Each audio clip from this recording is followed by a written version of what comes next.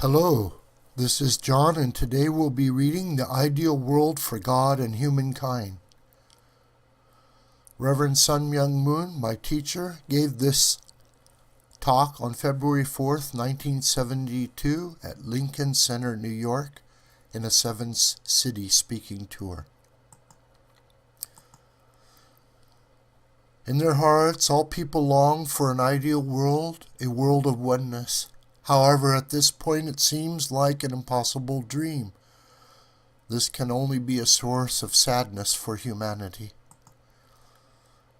If there is a God, he too undoubtedly is longing for such an ideal world, the world of oneness. Without a doubt, both God and humankind yearn for this ideal world of oneness. If there is a God, he must bring about such a world without fail. And if you are a person who believes in God's ability, you will think that this task must be accomplished above all else. Although all human beings yearn for a united world, we must acknowledge that it is not simple to bring this about. The democratic world and the communist world, from their own positions and their own ways, both are thinking about uniting the world. Then could the communist world submit to the democratic world and become one with it? Or could the democratic world submit to the communist world and unite with it? This is an extremely difficult problem. Before we start our search for a way to realize unity in an ideal world on the global level, we first need to ask if there is a nation which is itself united. Only through such a nation can we bring about a united world. Before there can be a united world, there must be a united nation. Before there can be a united nation, there must be a united tribe. Before there can be a united tribe, we need a united family.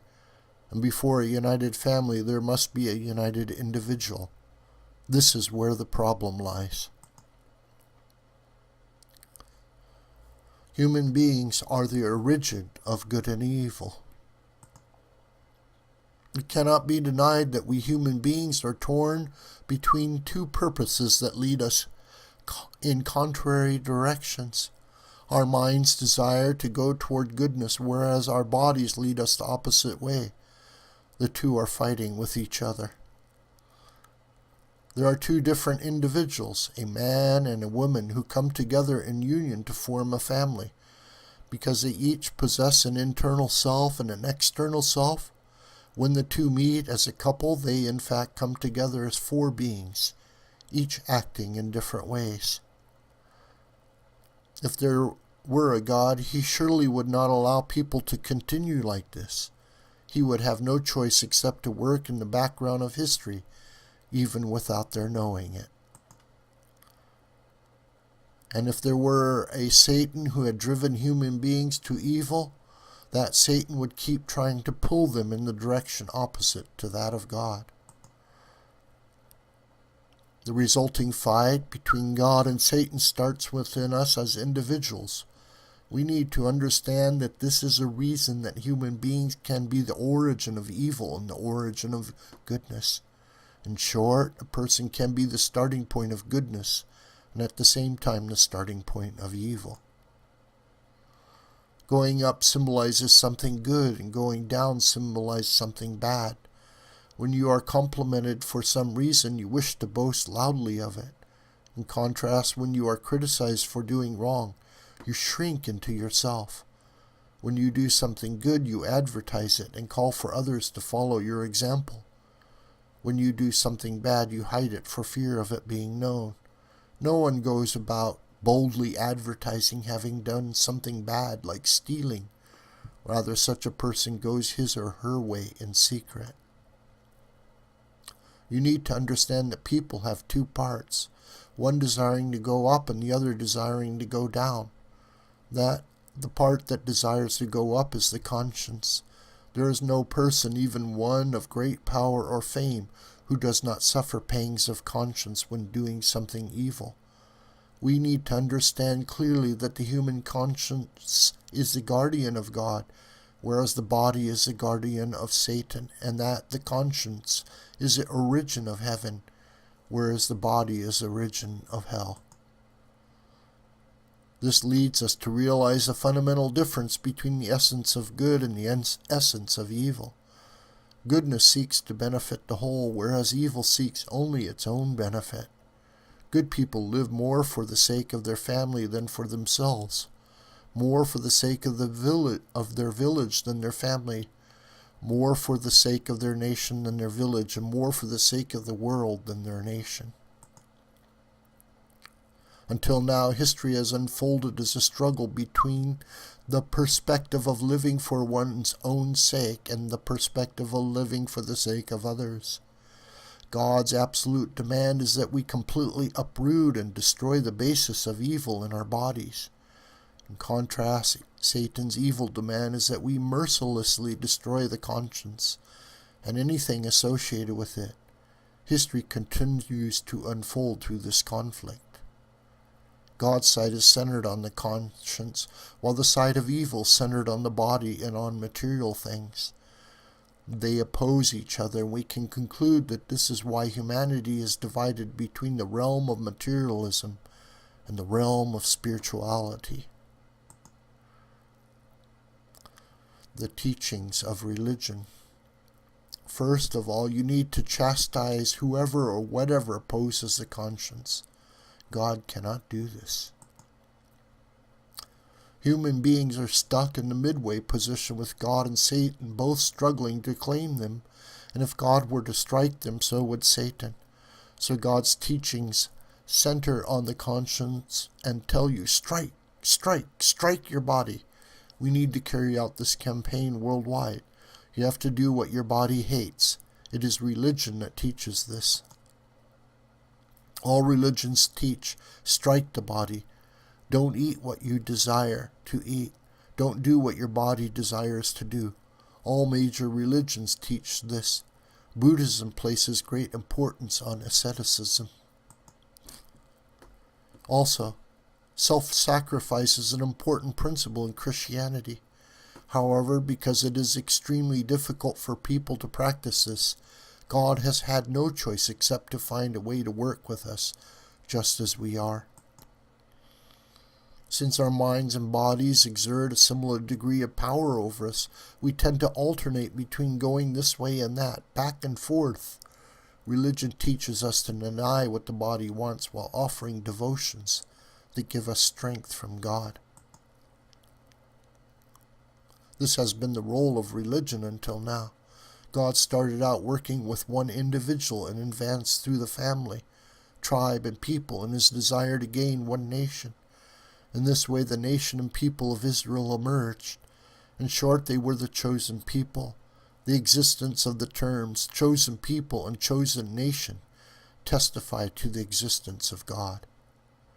In accordance with his plan, God promised to send his representative who, as an individual, could completely unite his mind and body, then unite his family, tribe, and nation, and completely unite the world.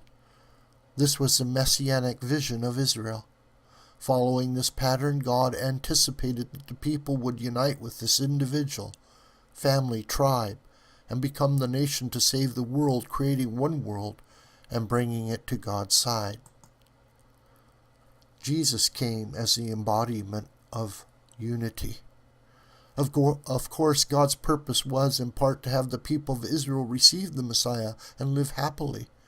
However, his providence is not merely to save one people. It is to save the world.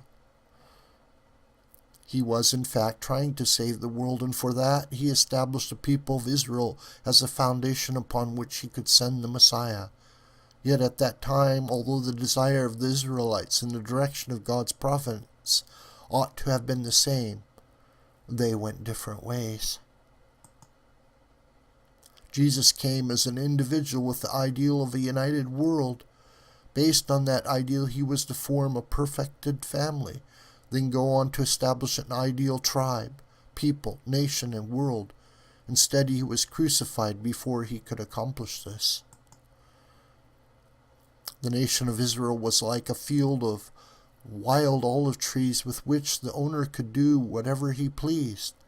When Jesus came as the true olive tree to this field of wild olive trees, God's plan was to engraft all the wild olive trees, from individuals to families to the entire nation, into his ideal. If this had come to pass, the people of Israel would have become true olive trees. If Israel, based on Judaism, had become one with Jesus and backed him with its sovereignty in carrying his mission to the world, the 2,000-year history of Christianity would not have been necessary. God sent Jesus to a world filled with people whose minds and bodies were not united, to embody the ideal and to unite all people. However, the people to whom he was sent nailed him to the cross and murdered him. Because Judaism and the nation of Israel went against God's will, the nation and the foundation established by God over the course of thousands of years were lost to Satan's side.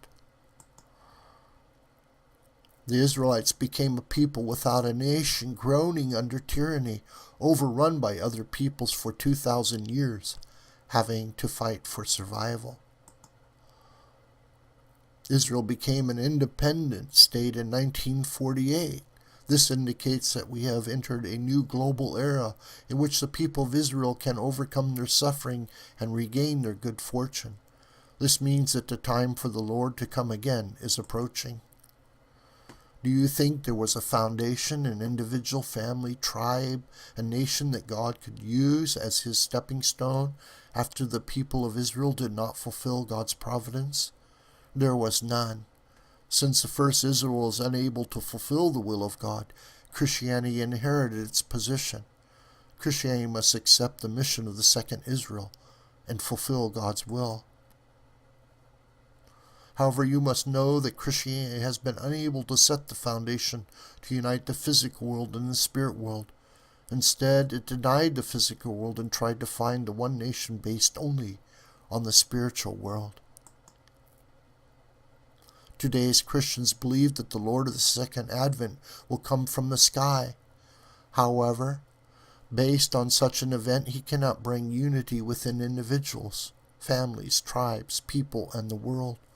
We must know with certainty that the place where the coming Lord can fulfill his purpose is not the sky. It is this earth, this physical world. To do so, Jesus, as the man who has achieved the ideal of integrity, the man whose mind and body are united completely, must find a woman of integrity and form a family with her. Only when this occurs can the united nation and world come to be. How can this be brought about? Among today's Christians, is there anyone who is prepared to become the bride of the Lord and form a family with him? Christians don't know about this. They don't even know where and how he will come. The Lord of the Second Advent does not come on a cloud in the sky. The Lord comes to restore the family of oneness which God desires. It will take more than one family to restore that family. There needs to be a tribe that can live for the sake of the family. There needs to be a people that can live for the sake of the tribe, and a nation that can live for the sake of the people. Present-day Christianity needs to understand clearly that without going through this pattern in one nation, the nation that inherits the mission of the third Israel cannot be restored. Christian doctrine is a teaching of service and sacrifice. Let us take a moment now to think about the way in which a person can enjoy eternal life. If we as individuals wish to be respected in this world, we cannot simply praise ourselves. To earn respect, we need to sacrifice. If, for instance, you have 10 friends and you have served those 10 friends for a long time, you will become the central figure among them. Not only that, their relatives and friends will want to unite with you. Let us consider a nation's patriot. When you think about the United States, you surely respect people like President Lincoln. Why do you respect him? You respect this president because he gave his life for the United States. Among the presidents of the United States, there are those who died miserable deaths for the nation. The more they sacrifice themselves, the more they are revered as patriots, and the higher is their position as president. This holds true in the death of Jesus. If you are asked for whom Jesus sacrificed himself, the answer is for the sake of humankind and for the nation. In the position of having loved humanity more than anyone else, of having loved God more than anyone else, and of having loved even his enemies, he died miserably after praying for them to be blessed.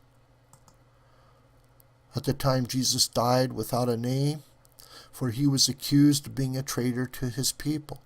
No one could have known that he would give rise to today's worldwide realm of Christian culture. At this point, we can propose one principle. It is that those who sacrifice themselves for a greater purpose, for the greater good of the whole, cannot fail. We know they cannot fail. Such people are historical saints.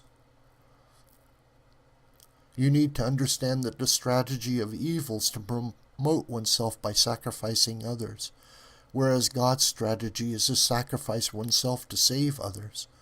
That is why the people who asserted goodness in the course of history were not welcomed in their time and were sacrificed. Yet, nonetheless, the names of those who sacrificed themselves out of their love for their nation and the world came to be known long after their time. We cannot deny that this is the truth. That is why the doctrine of Christianity is the teaching of service and sacrifice. If a Christian denomination existed only for its own sake, it would come to ruin. However, if there were a denomination whose entire purpose was to save the United States, one that stepped forward and sacrificed itself to achieve this, heaven would cooperate with it. Thank you very much, and may God richly bless you in this reading. This video is a production of the School of the White Crane. I'm John Brooker. Please share this with your friends and on social media.